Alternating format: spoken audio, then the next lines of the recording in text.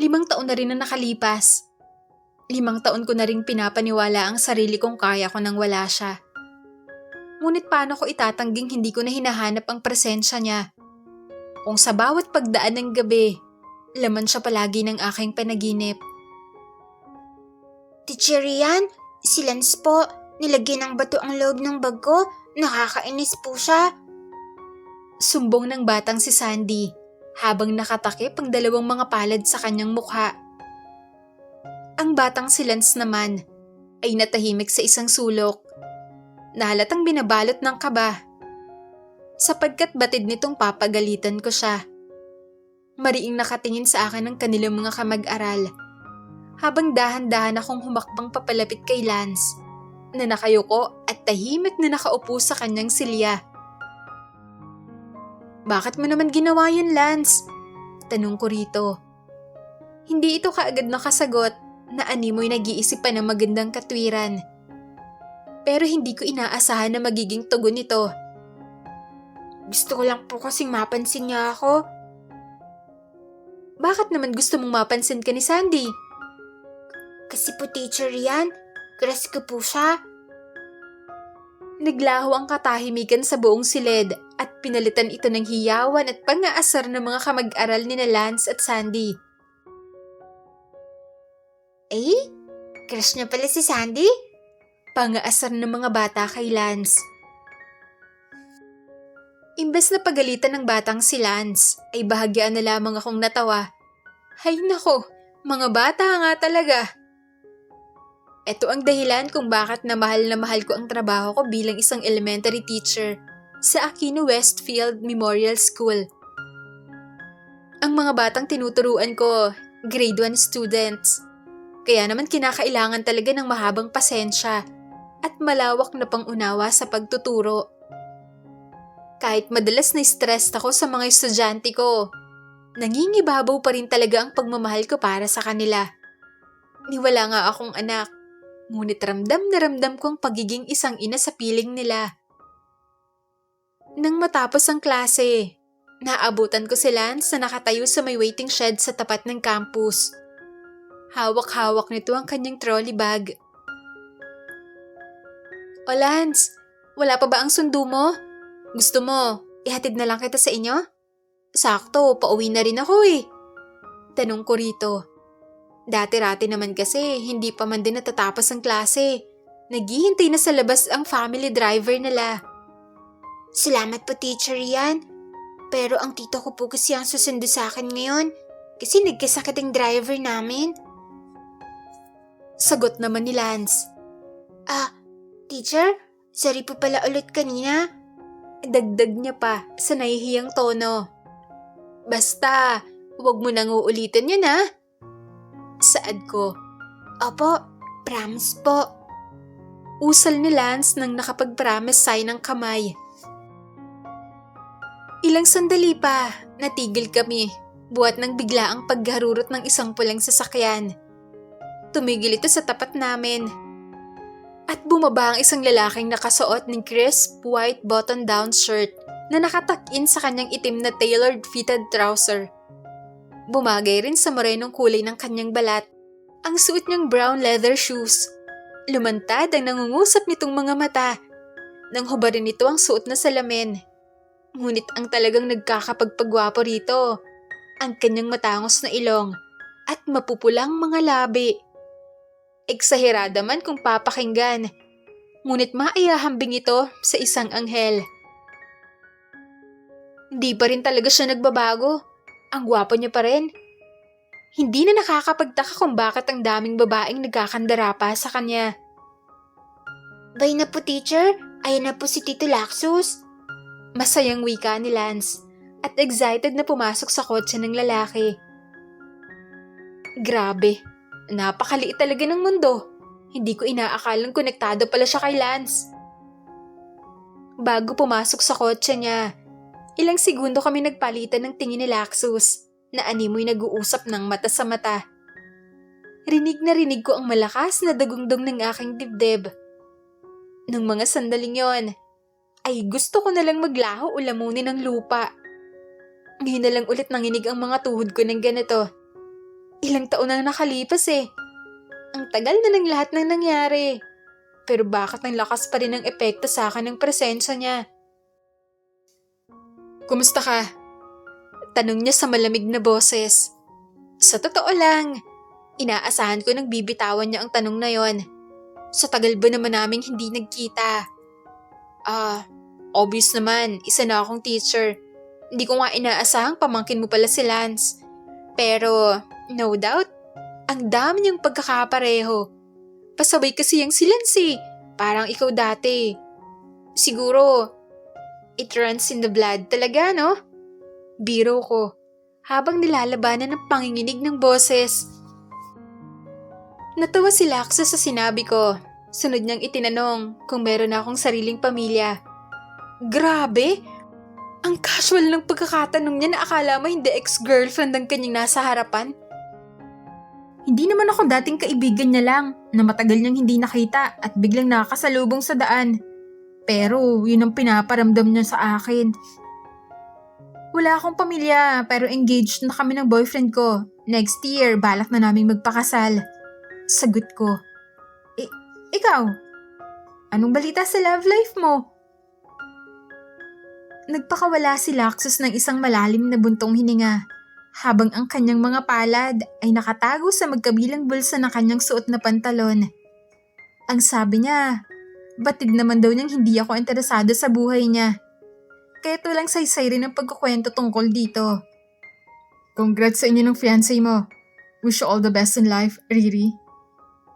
Eto ang huling mga salitang kanyang binitawan bago tumalikod at paandarin ang kotse niya. Naiwan ako sa waiting shed na pinuproseso pa rin sa utak ang naging pagkikita namin. Pagkatapos ng ilang taong walang balita tungkol sa isa't isa, hindi ko na nga natanong sa kanya kung kailan pa siya umuwi ng Pilipinas galing Canada o kung bakit siya bumalik ng bansa. Dito niya na ba ulit ipagpapatuloy ang kanyang propesyon bilang arkitekto? Ang dami-dami ko sanang nais itanong, ngunit pinangunahan ako ng kaba. Hanggang sa pag-uwi ko ng bahay, hindi mawaglit sa isipan ko ang gwapong itsura ni Laxus noong bumaba siya ng sasakyan. Paulit-ulit din naglalaro sa isipan ko ang huling mga salitang binitawan niya bago siya umalis. Natatawa na nga lang ako kapag naaalala ko yung sinabi ko sa kanya na engaged na kami ng boyfriend ko. Sa katunayan kasi, wala naman akong nobyo sa kasalukuyan. Pagsisinungaling ko lamang yon para pagtakpan ng katotohanan siya pa rin ang laman ng puso ko. Sino ba naman ang hindi iibig ng lubos sa isang Laxus del Mundo? Kahit ilang taon pa siguro ang lumipas, hindi ko na magagawang kalimutan ang bakas ng mga alaalang pinili niyang ibaon sa hukay. Yung nakaraan namin, na siya namang baon-baon ko hanggang sa kasalukuyan. Nagsimula ang kwento namin noong nasa 3 taon ako sa kolehiyo. Sa kursong Bachelor of Elementary Education. Palagi kong naririnig ang pangalan niya noon sa universidad, kung saan kami parehong nag-aral. Isa kasi siya sa mga popular students ng College of Architecture and Design dahil sa kanyang angking karisma. Hoy, Rian, may ipapakilala ako sa'yo. Common friend namin ng boyfriend ko. Wika sa akin noon ng best friend kong si Amy habang nagre-review kami sa isang coffee shop na ilang metro lang ang layo mula sa campus. 1 linggo na lang bago ang midterm exam. Yan pa bang uunahin ko? Saad ko naman sa kanya habang nagbabrowse sa laptop kong nabili ko lang sa online shop na nagbebenta ng mga second-hand na gadgets. Yung perang binayad ko, ipon ko mula sa pagsa-sideline bilang fast food crew sa isang nearby branch ng McDo. Hay nako, sinasabi ko sa'yo, hindi ka magsisisi kapag pinatulan mo to. Diyos ko naman, Rian, hindi ka ba nagsasawa sa pagiging single? Kaya ang boring ng buhay mo eh. Paninirmon sa akin ni Amy. Nagbitaw ako ng isang malakas na buntong hininga. Distraction lang yung boyfriend na yan. Gusto ko munang maging financially stable bago pumasok sa relasyon, okay? Gira-graduate muna ako, tapos papag-aralin ko pa ang 2 kong kapatid. Tapos, pwede na ako mag-asawa. Dumako ang palad ni Amy sa kanyang noo, simbolo ng kanyang pagkadasmaya. Kailan pa? Kapag namumuti na ang buhok mo. Sa iba mo nalang ireto yung lalaking yon. Mungkahi ko rito. Talaga ba? Ayaw mo ba sa isang gwapo, mabango, matalino't matangkad na architecture student? Tapos, ang pangalan? Laxus del Mundo. Nanlaki ang mga mata ko nang marinig ang pangalang binanggit ni Amy. Alam na alam niya talaga kung paano kukunin ang loob ko. Hindi naman nalingid sa kanyang kaalaman na ultimate crush ko si Laxus. At ang swerte ko na lang siguro kung matipuhan ako ng lalaking yon. Nagdalawang isip tuloy ako kung palalampasin ko pa ba ang oportunidad na makilala si Laxus. Baka kasi hindi naman ako pasok sa standards niya. Lalo pa tampulan ng pamamalit ang mga nasa education department. Tanungin mo kung kailan niya gusto makipag-meet up. At doon na nga nagsimula ang lahat. Hindi naman siguro masamang bigyang kulay ko muna ang love life ko this time. Buong buhay ko na rin namang isinakripisyo ang pansarili kong kaligayahan para panindigan ang responsibilidad ko bilang ate sa dalawa ko pang nakakabatang kapatid. Sinusuportahan ko ang pag-aaral ko. At the same time, nagpapadala rin ako ng pera. Paminsan-minsan kay nanay, kapag walang-wala na sila. Si nanay kasi walang ibang trabaho maliban sa paglalabandera.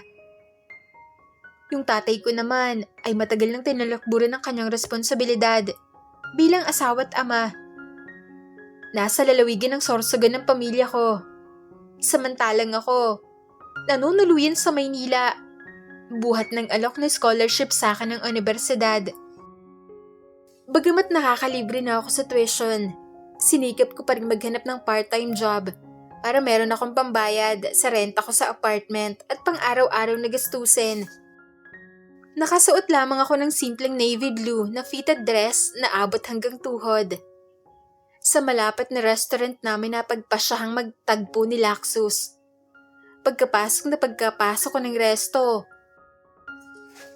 natanaw ko na kaagad ang imahe niyang nakaupo sa isang silya, habang abala sa pagbabasa ng libro.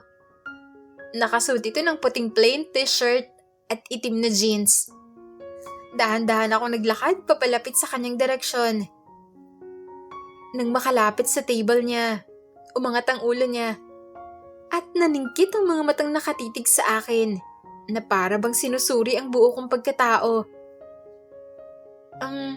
Ako si Rian, yung kamitap mo ngayon. Pagpapakilala ko habang nananatiling nakatayo. Isinara niya ang hawak na aklat at inayos ang kanyang postura. Maupo ka. Utos niya, kaya't nahihiyang hinila ko ang silya at sa kamarahang umupo. Hindi man lang siya tumayo para alalayan ako sa pag-upo. Tinanong niya ako kung anong gusto kong kainin. Ang sabi ko naman, siya na ang bahala dahil hindi naman ako maarte sa pagkain. Tinawag niya ang waiter at nag-order ng mga putaheng di ko mabigkas sa mga pangalan. Ilang minuto lang.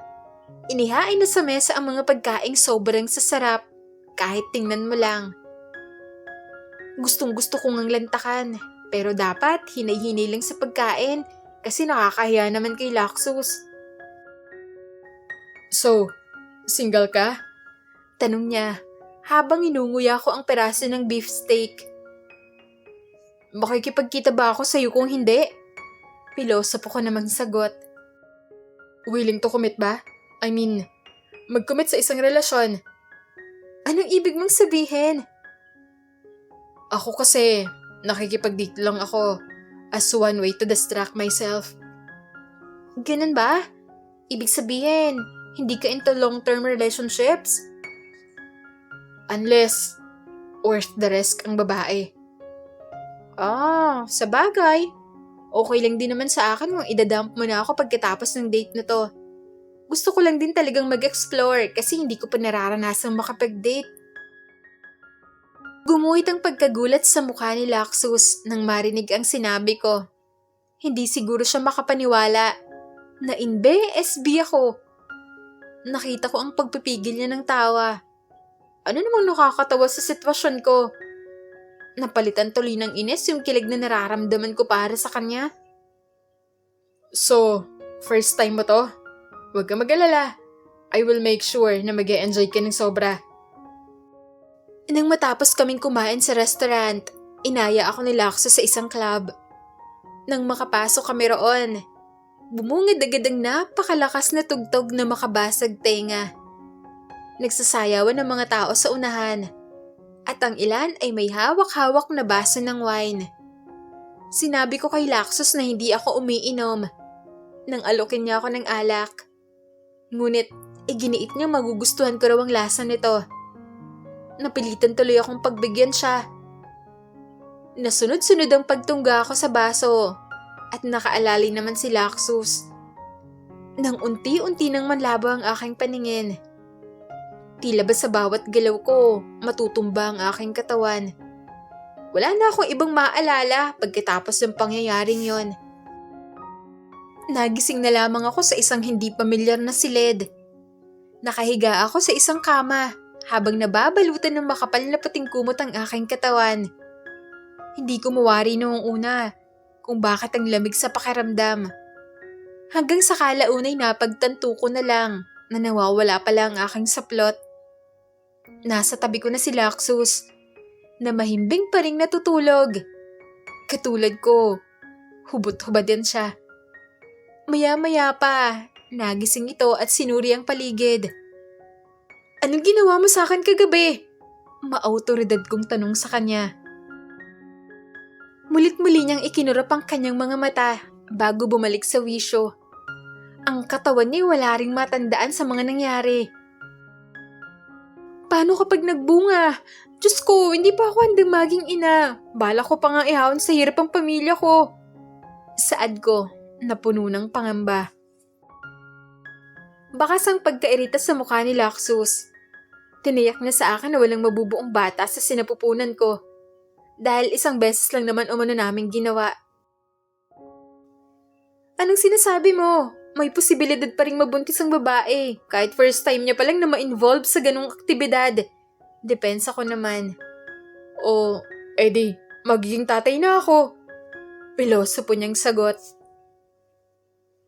Napasinghal na lang ako sa sinabi niya.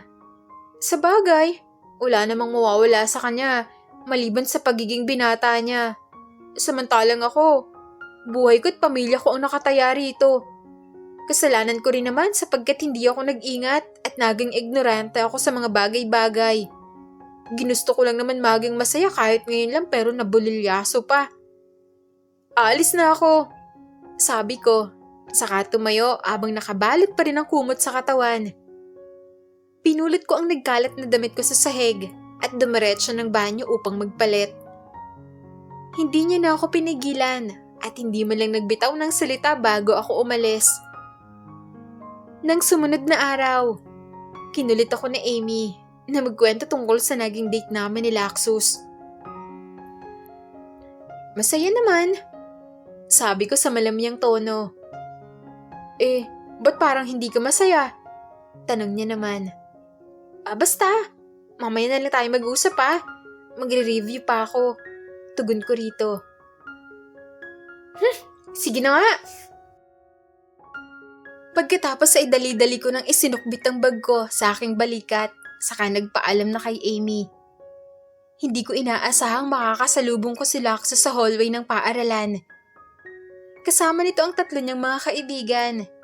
Pero dinaanan lang namin ang isa't isa na para bang walang nangyari noong gabi bago ang araw na to. Akala ko'y magiging ayos din ang lahat. Kampante akong hindi magbubunga. Ang hindi sinasadyang pangyayari sa pagitan naming dalawa. Subalit sa paglipas ng ilang linggo, nagsimulang magpakita ng mga sintomas ang aking katawan. Napadalas ang pananakit ng aking puson at ang aking pagsusuka. Naging pihikan na rin ako sa pagkain. May pagkakataon pang nawalan ako ng malay sa loob ng campus. Buti na lamang, naisugod ka agad ako sa clinic. Upang kumpirmahin ang kalagayan ko, kumonsulta na ako sa doktor. At doon ko na-discovering 3 linggo na pala akong nagdadalang tao. Sumagi sa isip kong ipalaglag ang bata, ngunit batid kong hindi ito kakayanin ng aking konsensya. Hindi ko agad ipinaalam kay Laxus ang tungkol sa aking pagbubuntis. Dahil pinag-iisipan ko pa kung bubuhayin ko ba ang sanggol sa aking sinapupunan. 1 taon na lang, magtatapos na ako sa kolehiyo. Bakit ngayon pa nangyari ang lahat ng to? Habang nagmumuni-muni sa aking kwarto, biglang nagring ang aking telepono. Nag-flash sa screen ang pangalan ni Nanay. Hello po, Nay. Saad ko. Anak, bumalik ang tatay mo. Sagot ni Nanay sa mangyak-ngyak na tono. Aba, nagawa pa talagang bumalik ng gagong yon? Para saan? Kasi wala na siyang perang panggastos sa bisyo niya. O baka naman wala na siyang matutuluyan. Sabihin niyo sa kanya, tumira na lang siya sa kalsada. Wika ako na puno ng galit. Hindi anak, sa katunayan, maayos na ang buhay ng itay mo. Nakahanap siya ng mayamang babae. Yun naman pala eh. Bakit pa siya bumalik? Para ipamukha sa atin ang estado ng buhay niya? Bumalik siya para kunin ang mga kapatid mo, anak. Nangako siyang papaaralin niya ang mga kapatid mo at bibigyan ng magandang buhay. Ano? Kaya labag man sa loob ko, hinayaan ko siyang isama ang mga bata para na rin sa sarili nilang mga kapakanan. At least, hindi mo na kailangang magpakapagod dyan para padalhan kami ng pera dito. Makakapag-focus ka na sa pag-aaral mo, anak. Para bang dinurog sa ilang libong peraso ang puso ko sa mga sinabi ni Nanay. Pagkatapos ng ilang taong walang paramdam, ngayon lang bumalik ang lalaking yun para kunin ang mga kapatid ko at ilayo sa puder namin ni Nanay. Tuluyan na ako na panghinaan ng loob, kaya't hinayaan ko na lamang na dumulas ang telepono mula sa aking palad. Pinatakas ko ang mga luhang kanina ko pa pinipigilan sa pagtulo. Isinandal ko ang ulo ko sa aking mga tuhod, saka pinagod ang sarili sa paghagulhol. Nagising akong namamaga ang mga mata. Nakahandusay pa rin ako sa aking kama. At sa bawat segundo'y tumatakbo sa isipan ko ang lahat ng nangyari. Kahit papaano naman, masaya akong mahayaahon na sa kahirapan ng mga kapatid ko. Ilan naman ang nag-iisang pangarap ko para sa kanila eh. Pero pakiramdam ko kasi, napunta lang sa wala ang lahat ng paghihirap at sakripisyo ko. Tinanggalan ako ng karapatan at tila ba natapakan ng aking reputasyon. Sa kabila ng bigat na nararamdaman, pinilit kong bumangon upang maghilama sa banyo. Ngunit sa aking pangalawang hakbang, napahinto ako sa biglang paghilab ng aking tiyan.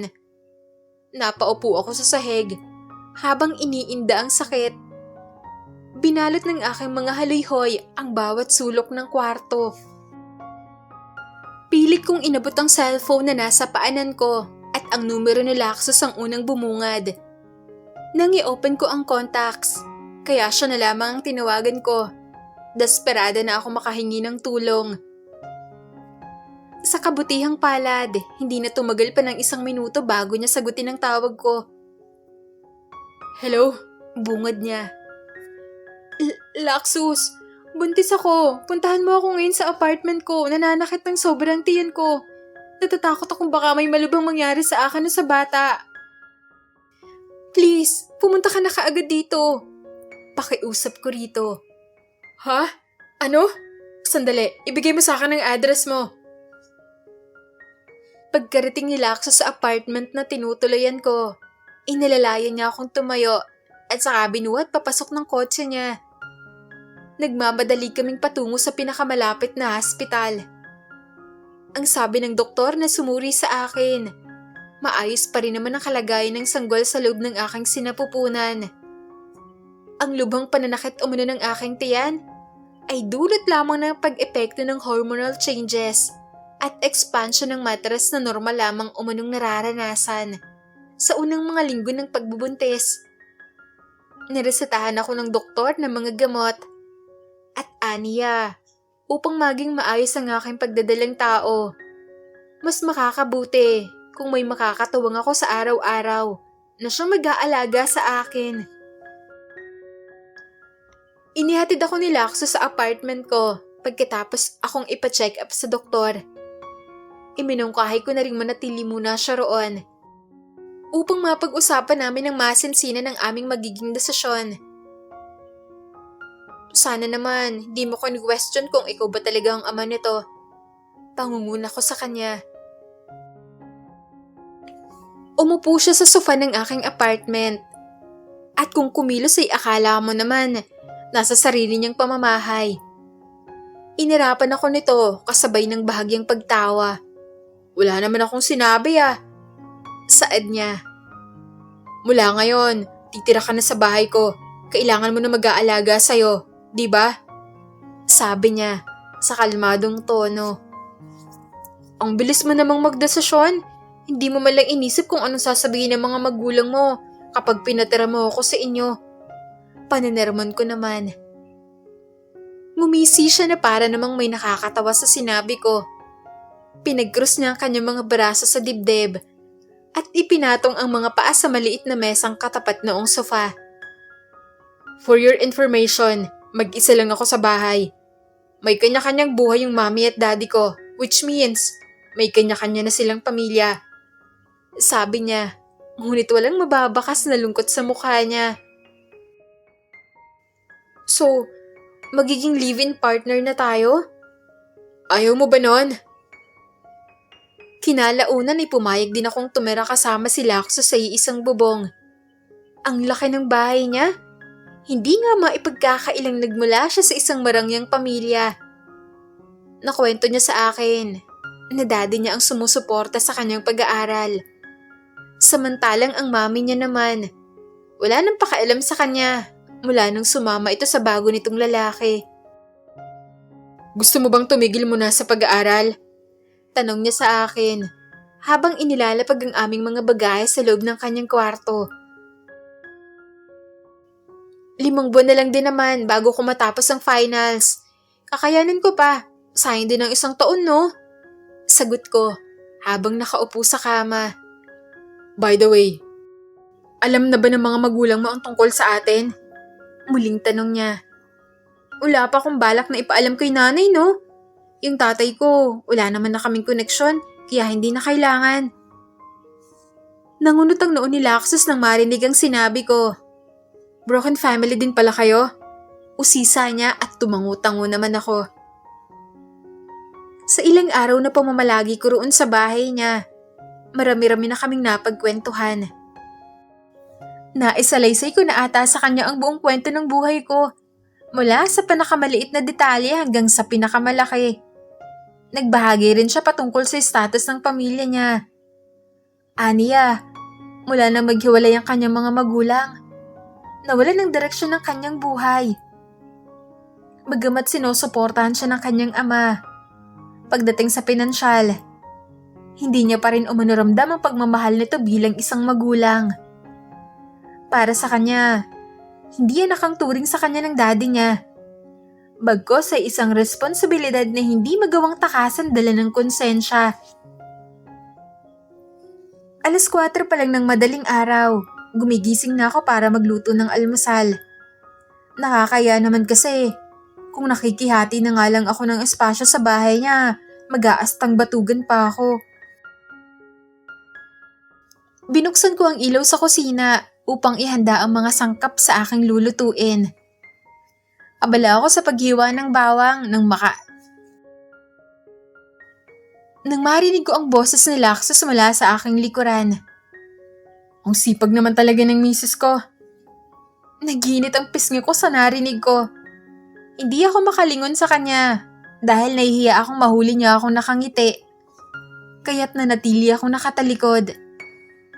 Dahan-dahan itong humakbang palapit sa akin at dumako ang mga palad nito sa aking baywang. Hinigit nito ang aking katawan upang ikulong sa isang mahigpit na yakap. Inilapit niya ang kanyang mga labi sa aking tenga at bumulong. Mula ngayon, bahay mo na rin ito. Bubuo tayo ng pamilya. At hindi natin tutularan ng mga magulang natin. Pangako ha, dagdag niya pa. Pangako, sagot ko naman.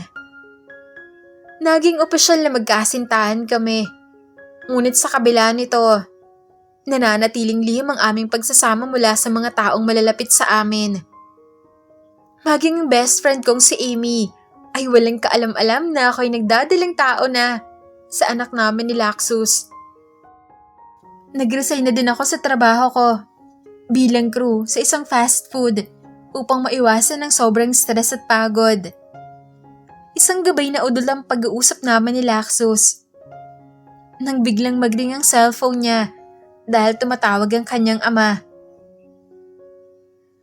Ano itong nalaman ko, Laxus?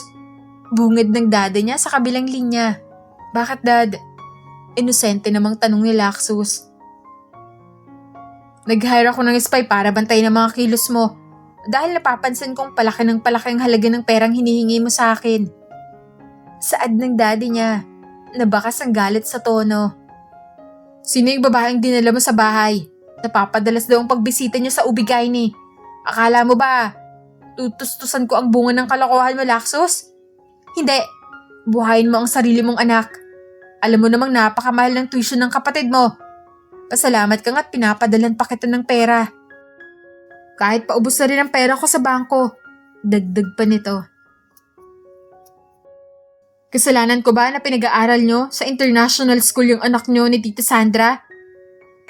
Natapik ko sa balikat si Laxus dahil sa pabalang na sagot nito sa kanyang ama. Aba, may gana ka pang sumagot ah. Mula ngayon wala ka nang matatanggap ni pisong sinti mo mula sa akin. Tandaan mo yan.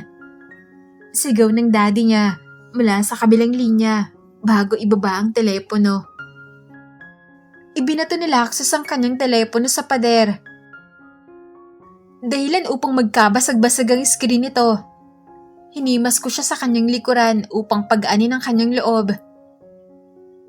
Makakayanan natin to ng tayo lang. Magtiwala lang tayo sa isa't isa. Sambit ko sa kanya at marahang hinalikan ng kanyang noo. Ikinulong ako nito sa kanyang mga bisig at nangakong kakayanan niya para sa amin ng kanyang mag-ina. Kinuha ng daddy ni Laxus pati ang kotse niya. Ang bahay na lamang ang natira. Sa pagdaan ng panahon, palaki ng palaki ang perang nababawas sa ipon niya dahil sa gasto sa aking pagbubuntis. Dumagdag pa ang mga babayarin namin sa eskwelahan. Minsan, mapapatitig na lang ako sa kawalan habang iniisip kung paano namin malalagpasan ng lahat. Ngunit mulit-muling nagpapaalala sa akin si Laxus. Nakasama ko siya sa paggarap ng bawat pagsubok. Kaya't wala akong dapat na ipag-alala. Malapit na rin naman siya makagraduate. Bagamat 2 taon pa ang hihintayin bago siya maging isang licensed architect. Aniya, alisin ko na raw muna ang negativity sa utak ko pagkat hindi yun makakabuti sa bata. Ngunit talagang ayaw akong lubayan ng kamalasan. Tumawag sa akin ang isa sa 2 kong nakababatang kapatid na si Luna na 10 taong gulang lamang noon. Hello? Sino to? Bungad na tanong ko dahil hindi pamilyar ang numerong tumatawag.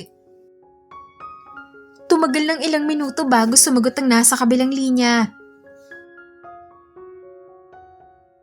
Ate, kunin mo na po kami kay tatay. Noon ko lang napagtanto, si Luna pala ang katawagan ko nang marinig ang boses nito. Ha? Bakit? Natataranta kong tanong. Palim ko pong kinuha ang cellphone ni tatay na natutulog sa kwarto niya. Ibinibenta po nila kami ng girlfriend niya sa mga matatandang lalaki para pagsamantalahan kami. Ha? Ano? Gusto kong magmura at patakasin ang namumuong galit sa aking dibdib. Napakawalang hiya talaga ng lalaking yon. Paano niya nagawang ibugong ang sarili niyang mga anak? Hiningi ko kay Luna ang address ng tinutuluyan nila at saka binilinan itong huwag siyang magpapakita ng senyales na may mga pulis na paparating. Nagtagumpay ang mga awtoridad na mahuli sa akto ang walang hiyang lalaki, pati na rin ang kinakasama nito. Bumalik ang mga kapatid ko sa puder ni nanay, na siya namang sinisisi ang sarili dahil sa mga nangyari. Paalala ko naman ditong wala siyang kasalanan sa kagaguhang ginawa ng demonyo kong ama. Hindi rin ako iniwan ni Laxus. Noong mga panahong inaasikaso ko ang kaso, laban sa mga taong binahiran ng mantsa, ang kamusmusan ng aking mga kapatid. Dahil dito, nalaman na rin ni nanay ang tungkol sa relasyon namin ni Laxus. Ngunit hindi ko pa rin binubunyag ang tungkol sa aking pagdadalang tao. Hindi naman nagalit si inay nang malamang meron na akong nobyo. Ang sabi niya pa nga, masaya siyang kahit papaano, hindi na puro trabaho at pag-aaral ang inaatupag ko. Sa tuwing gabi, hindi ko mapigilang isipin ang kahalayang pinagdaanan ng aking mga kapatid. Kung maaga pa lang sana, gumawa na ako ng paraan upang kumustahin ang kalagayan nila. Hindi na sana mangyayari ang lahat. Ngunit nagpakakampante ako habang alam ko naman na irresponsable ang aking ama. Kahit sa paglunok ng pagkain ay nahihirapan ako. Dulot ng sobrang pag-iisip, hindi rin ako makapag-focus sa pag-aaral. Napuno ng stress na grado ang aking marka na dati na may inuulan ng flat 1. Ngunit hindi lamang ito ang naging resulta ng kamalasang dumating sa buhay ko. May sasabihin nga pala ako, sabi ko kay Laxus. Habang nagpapalit siya ng uniforme sa loob ng kwarto. 7:00 kasi ng umaga nagsisimula ang pasok niya. Ano yon? Sambit niya. Dumiretso ako sa klinik kahapon para magpa-check up. Hindi na kasi normal ang halaga ng dugong lumalabas sa akin. Ang sabi ng doktor. Hindi ko na naipagpatuloy ang sasabihin ko. Nang tumama ang kamao ni Laxus sa pader. Pagkatapos ay hinagod nito ang kanyang buhok. At saka ko lamang napagtantong tumatangis ito. Umupo ito sa sahig habang ang likuran ay nakasandal sa pader. Ang kanyang parehong palad ay nakatakip sa kanyang mukha. Maririnig ang marahan niyang paghikbi. Patawad, hindi ko nailigtas ang anak natin. Umiiyak akong saad habang nakaupo sa dulo ng kama. Hindi ko siya magawang hawakan. Dahil natatakot akong itaboy niya ako palayo. Mauunawaan ko naman kung ikakagalit niya ang nangyari. Dahil batid ko namang ginawa niya ang lahat upang mapabuti ang kalagayan ko at ng bata. Pero hindi ko iningatan ang sarili ko. Hindi sumagot si Laxus. Bagkus tumayo lamang ito at walang pasabing lumabas ng kwarto. Hindi pa nga nito naisasara ang huling 2 butones ng kanyang uniforme. Ramdam ko ang paglayo ng kanyang loob. Subalit, sino ba naman ako para sisihin siya? Gayunpaman, pinilit kong bumawi sa kanya. Nag-apply muli ako ng trabaho nang maging okay ng katawan ko. Namasukan naman ako bilang call center agent sa isang kumpanya upang makatulong sa mga babayarin naming 2 sa bahay. Siya naman inatanggap bilang server sa isang bar.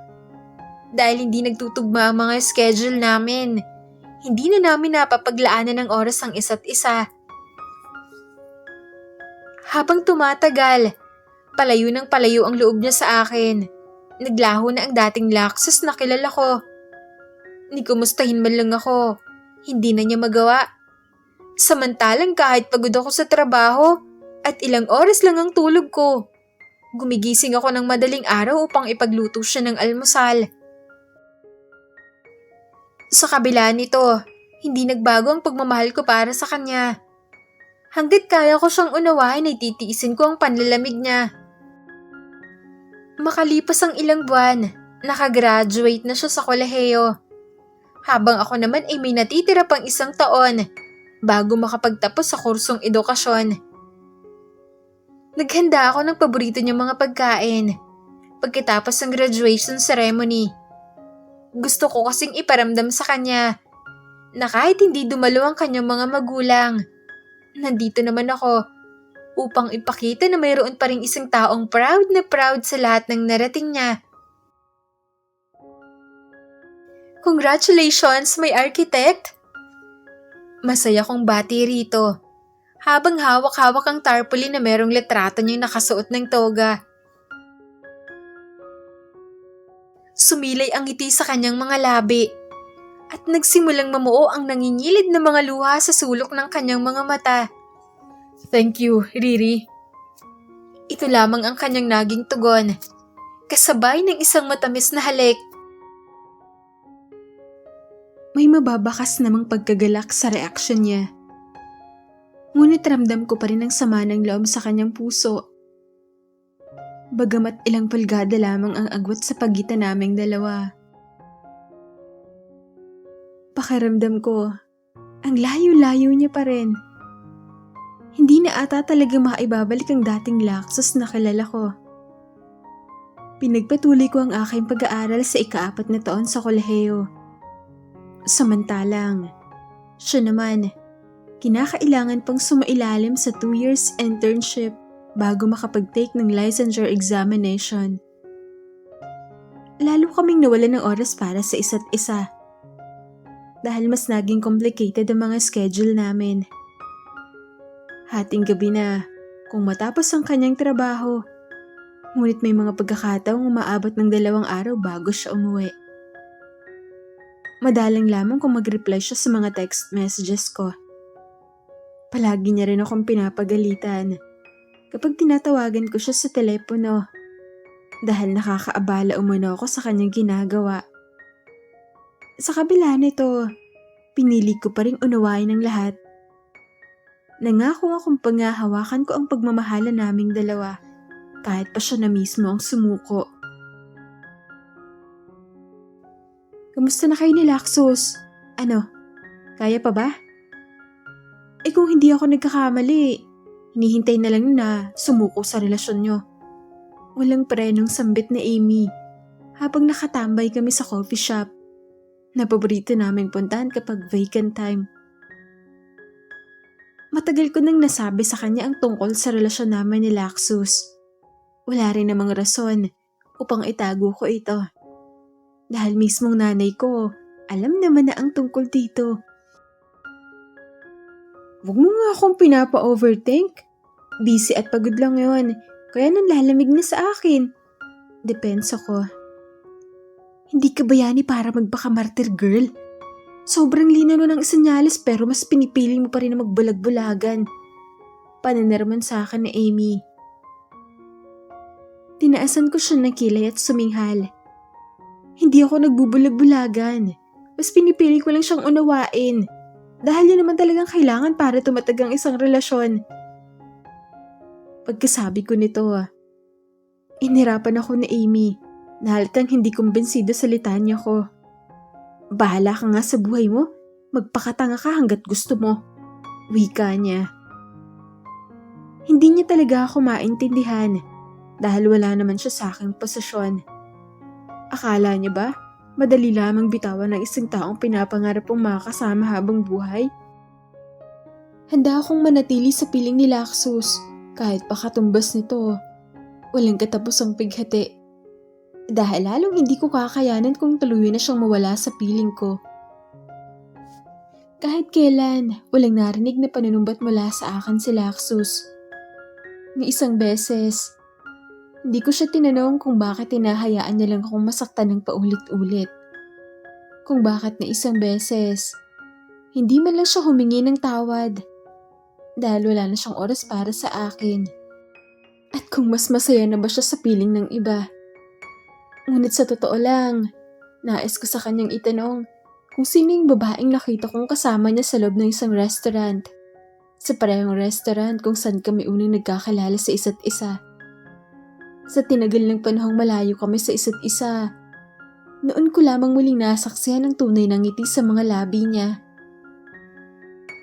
Masaya silang nag-uusap habang kumakain, habang ako'y nanonood sa isang sulok na nanginginig ang mga tuhod.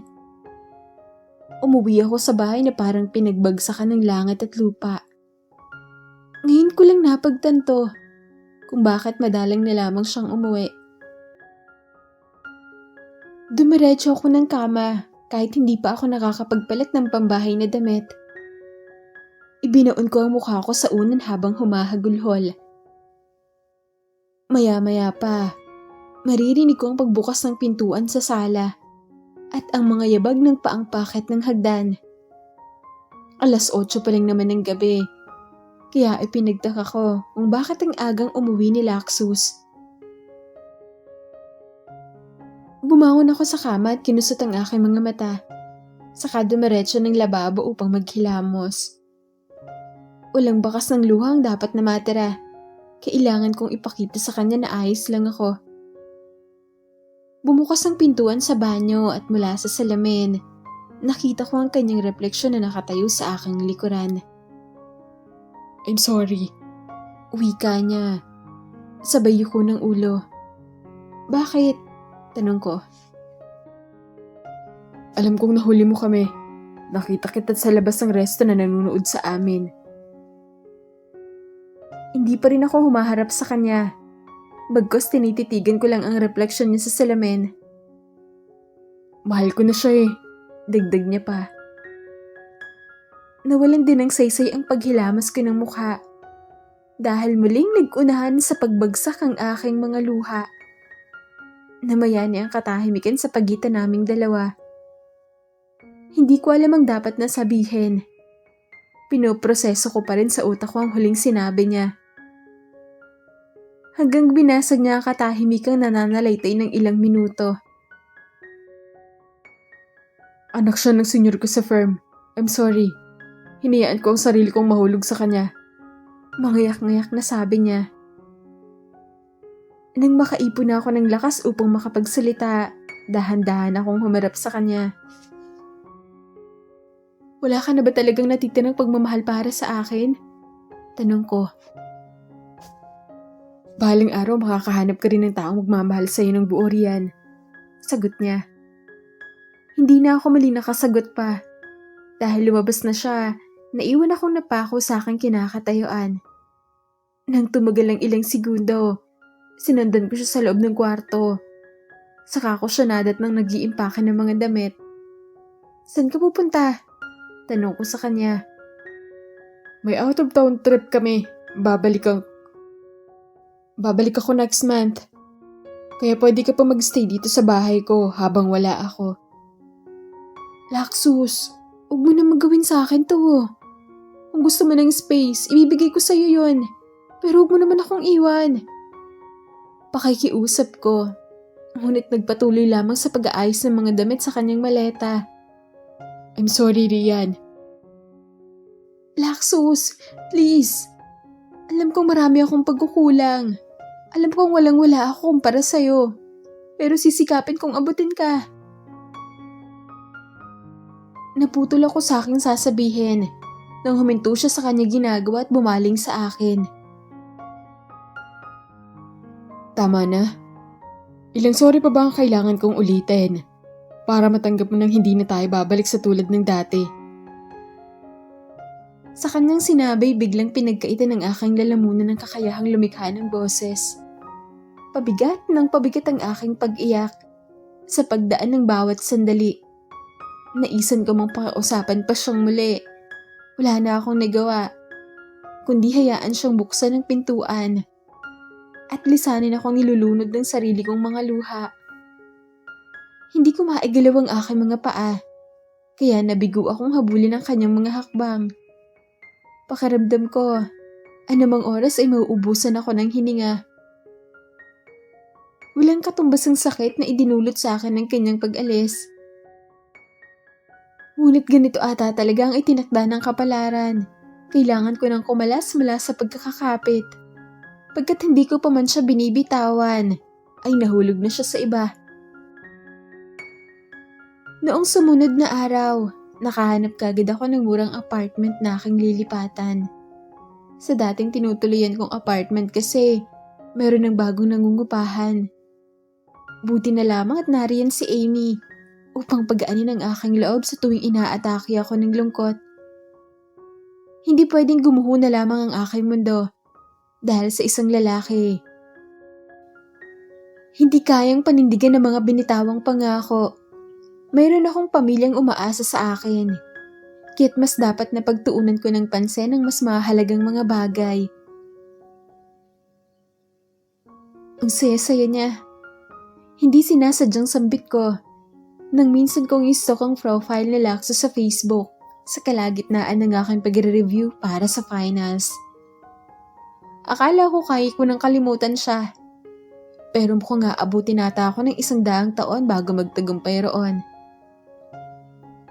Katabi niya ang isang babae sa kanyang profile picture. Ang parehong babaeng nahuli kong kasama niyang kumain yon sa restaurant noong mga panahong kami pa. Pareho silang may hawak na wine at base sa background ng larawan, nasa loob sila ng bar. Bakas ang saya sa abutengan nilang mga ngiti. Siguro, kung nailigtas ko ang anak namin, hindi magbabago ang pagmamahal niya para sa akin. Kung hindi lang gumawa ng kagaguhan ng magaling kong ama, hindi sana naapektuhan ng lubhang stress ang bata sa tiyan ko. Pero ano pa nga ba ang saysay ng pagsisisi? Nangyari na ang mga ayaw kong mangyari. Naalala ko biglang 1 linggo na lamang bago ang final exam. Kaya pansamantala ko munang pinagpaliban ang pagluluksa sa namatay naming relasyon upang mag-focus sa pagre-review. Sa kabila ng mga pinagdaanan ko, napagtagumpayan kong malagpasan ang ika-4 na yugto ko sa kolehiyo at nagtapos ako bilang isang cum laude. Pagkatapos kong maipas sa ang licensure examination for teachers, natanggap agad ako sa isang pribadong paaralan. Unti-unti kong naiahon sa kahirapan ng aking pamilya. At higit sa lahat, naging madali na para sa akin ang pag-aralin ng aking 2 nakababatang kapatid. Nakabili na ako ng bahay sa Maynila, kaya't iniwan na ni nanay ang bahay namin sa probinsya ng Sorsogon upang doon na siya manirahan sa Maynila. Sa Imi naman, ay nakakulong sa bahay nila ng live-in partner niya dahil pinagbubuntis niya ang panganay nilang anak. Kahit abala ako sa trabaho, hindi ko pa rin kinakalimutang gumawa ng paraan upang paglaanan ng oras ang pagdalaw sa kanya at kamustahin ang kalagayan niya. Ibinabalik ko lang ang mga kabutihang ginawa niya para sa akin. Noong araw na wala akong ibang makapitan kung hindi siya lang. Ang bilis ng panahon, no? Parang dati lang, nandidiri ka pa sa tuwing pinag-uusapan natin ng tungkol sa pagkakaroon ng anak. Biggest fear mo kasi ang panganganak. Tapos ngayon, 5 buwang buntis ka na. Grabe, nakakamangha talaga kung paano bigla na lamang pwedeng magbago ang takbo ng buhay ng isang tao. Sabi ko, habang hinihimas-himas ko ang baby bump na Amy sa balkonahe ng bahay niya. Parang dati nga lang din. Todo ayaw ko sa tuwing nirereto ko sa mga lalaki. Tapos malalaman ko na lang palang buntis ko sa anak niyo ni Lux. Naputol siya sa sasabihin niya na tila ba may napagtanto. Sorry, hindi ko sinasadyang banggitin ang pangalan niya. Paghingi niya ng tawad. Wala yon, maayos naman na kaming 2 pareho eh. Balita ko mula sa mga kaibigan niya, nasa Canada na siya ngayon. Para doon ipagpatuloy ang kanyang propesyon. Masaya ako't sila pa rin ng babaeng pinagpalit niya sa akin. Nakikita ko kasing sobrang saya ni Laxus sa pilang niya. Wala naman akong ibang hiling para kay Laxus, kundi ang tunay na kaligayahan. Sagot ko naman. Masaya rin ako para sa'yo kasi kinaya mo nang wala siya. Nakangiting saad ni Amy. Salamat sa'yo kasi ikaw ang nariyan ng mga panahong pinanghihinaan ako ng loob. Marahan akong tinapik ni Amy sa aking balikat habang pinupunasan ng tissue ang sulok ng kanyang mga mata. Ano ba yan? Naiyak tuloy ako. Sabi niya nang mangayak-ngayak at saka niyakap ako ng mahigpit. Sa pagsabay ko sa bawat agos ng buhay, si Amy at ang pamilya ko ang aking inspirasyon. Iwanan man ako ng lahat, alam kong nariyan sila palagi upang iparamdam sa akin na hindi ako nag-iisa. Sapat na sila upang kumpletuhin ang buhay ko. Kahit nangako ako sa aking sariling hindi na muna ako iibig muli. Pero ang totoo, merong isa pang rason kung bakit hindi pa ako handang pagbuksan ng puso ko para sa iba. Tatanda na lang siguro akong pinangahawakan na nagwakas na kwento namin ni Laxus. Pinipilit ko naman ang sarili kong burahin ng mga alaala niya sa isipan ko eh. Ngunit kahit na sa mga pinakamaliit na bagay ay naaalala ko siya. 5 taon na rin na nakalipas. 5 taon ko na rin pinapaniwala ang sarili ko na kaya ko nang wala siya. Ngunit paano ko itatangging hindi ko na hinahanap ang presensya niya? Kung sa bawat pagdaan ng gabi, laman siya ng aking panaginip. Teacher Rian, pinapasabi po ni Tito Laxus na ang pretty niyo raw po. Sabi sa akin ng estudyante kong si Lance habang abala ako sa pagche-check ng test papers nila ng kanyang mga kamag-aral. Tumakbo na naman tuloy sa isipan ko ang pagkikita namin ni Laxus nang sunduin nitong pamangkin na si Lance sa campus. Naririnig ko naman sa utak ko yung huling mga salitang binitawan niya bago siya tumalikod. Naniniwala talaga siya sa sinabi kong engaged na ako sa boyfriend ko. Gayong wala pa nga ako nagiging nobyo pagkatapos namin maghiwalay.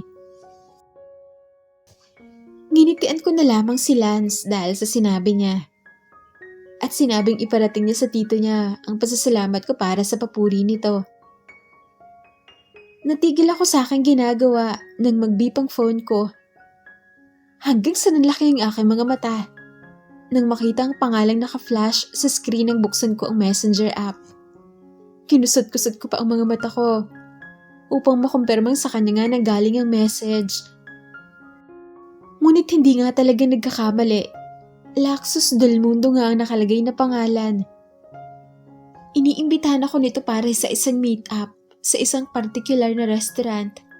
Magkita raw kami roon ng 7 a.m.